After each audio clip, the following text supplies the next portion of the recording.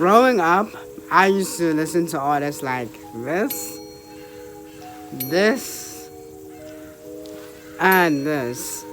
And obviously, when I grow up more and throughout my more formative years, and recently I've been listening to other artists like Kid Laroi, Taylor Swift.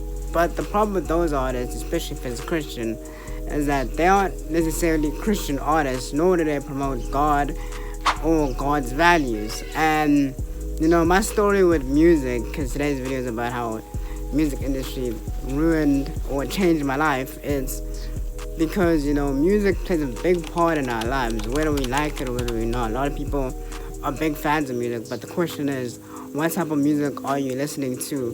What music are you allowing to influence your life? My story of music starts when I was 15.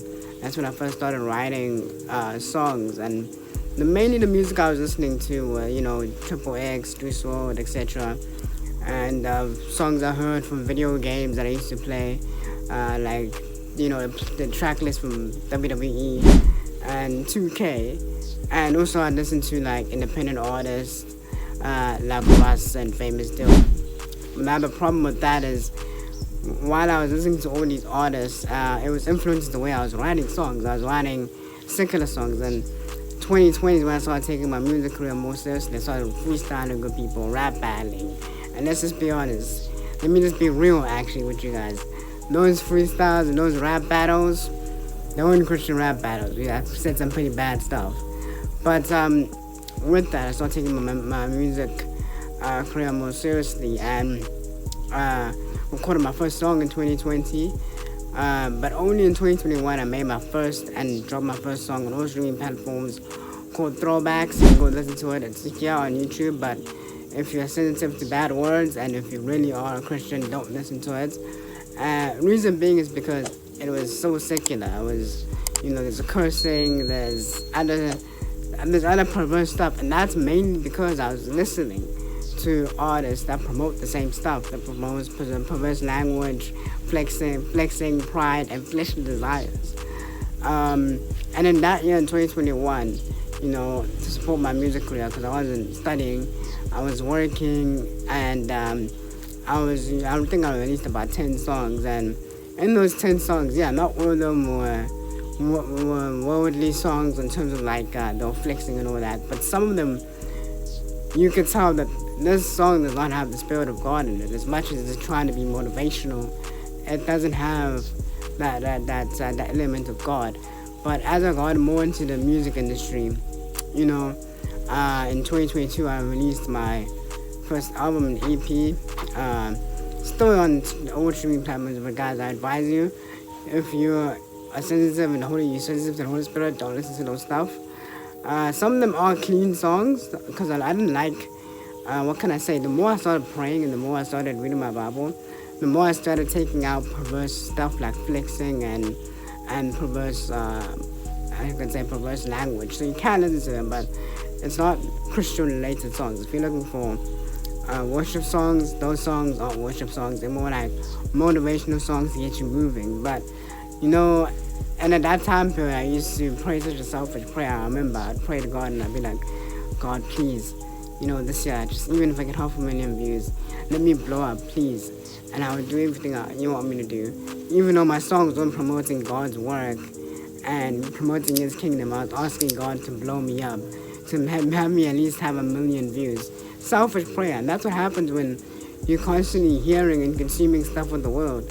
You get distracted of what God actually really wants from you. And it was only later on in 2022 and in 2023 I released 2 more other motivational songs, and then two and another heartbreak song in 2023. It was only later on,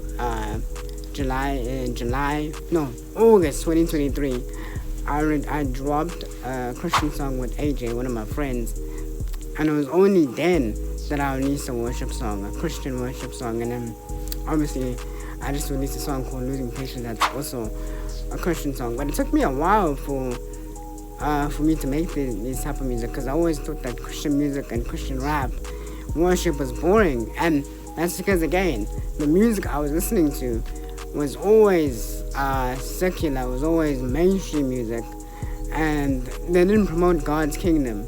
And quite often when I think about that time period when I was asking God to help me blow up on my music career, I think about this verse, Mark 8, verse 36, and it said, "What shall it profit a man if he gain the whole world and lose his own soul?" And I'm sure you guys have seen videos out there and linked videos out there explaining how evil the music industry is, how these artists legit sell their souls, but we out here as Christians, we are out here listening to their music, dancing to their music, just because the beat sounds nice.